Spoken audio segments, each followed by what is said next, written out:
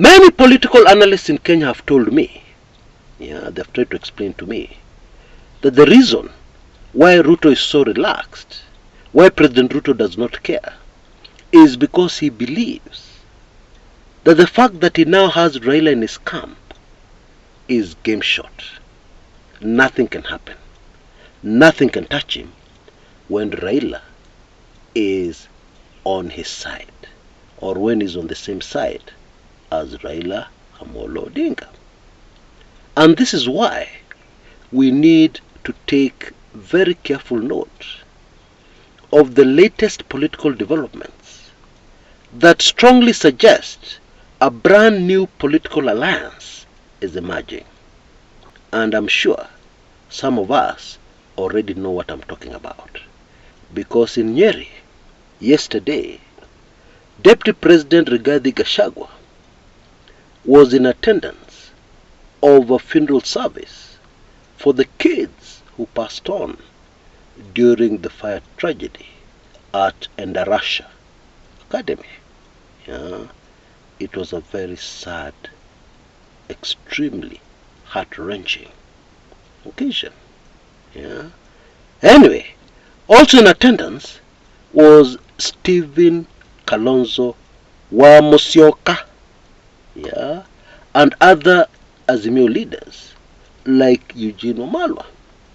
And from the speeches they made there at the funeral, in my opinion, very inappropriate.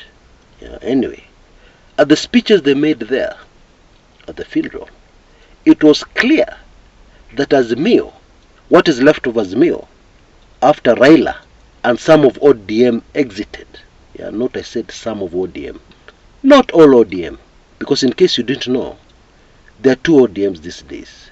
There's ODM IG and there's ODM opposition. IG means ODM in government. And of course the vast majority of politicians in ODM are in the opposition, believe it or not.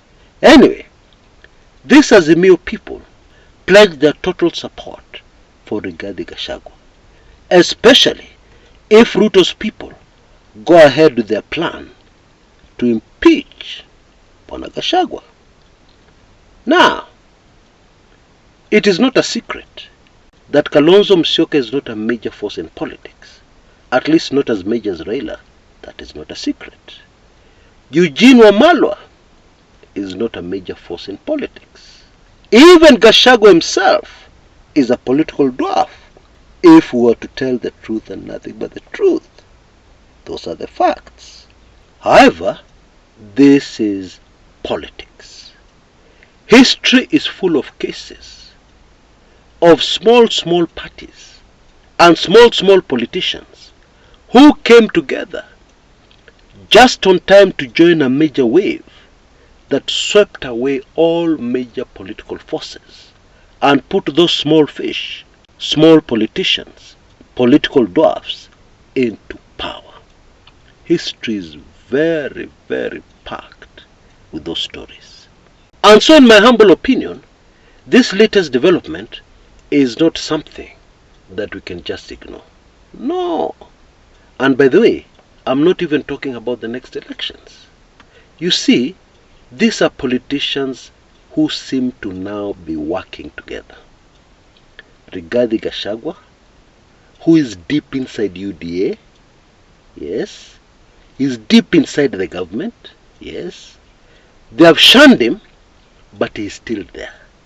And now he has joined forces with Wiper Party, Kalonzo Musyoka. He doesn't have a large support base, but he has some support base who will follow him fanatically.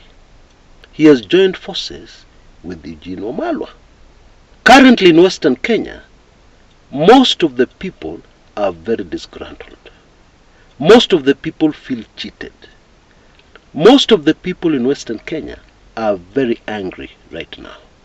And very important, most of the people in Western Kenya are suffering. They're going through a lot of problems, financially related, very basic, like putting food on the table. And therefore, even if somebody who is not a major political force comes along and starts talking to them, you can very easily predict what will happen.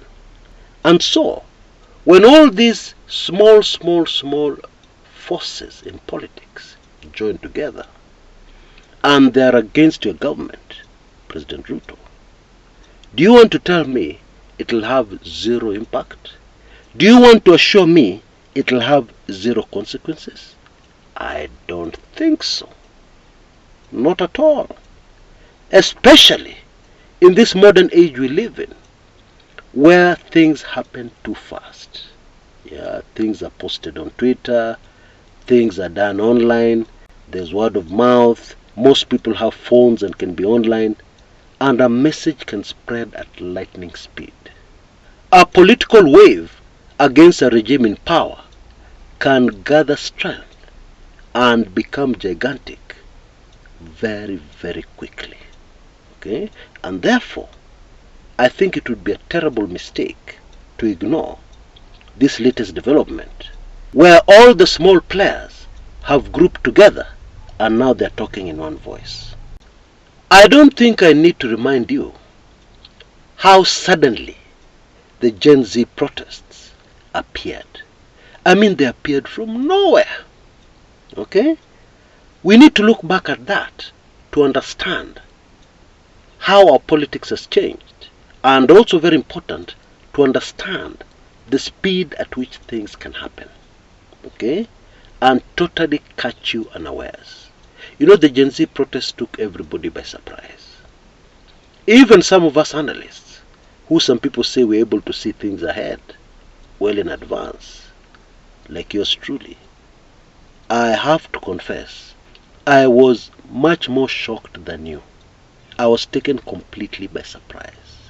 And therefore, I believe it is a very good idea to keep a very close eye on the activities of one Bwana Gachagua, whom many Kenyans don't like.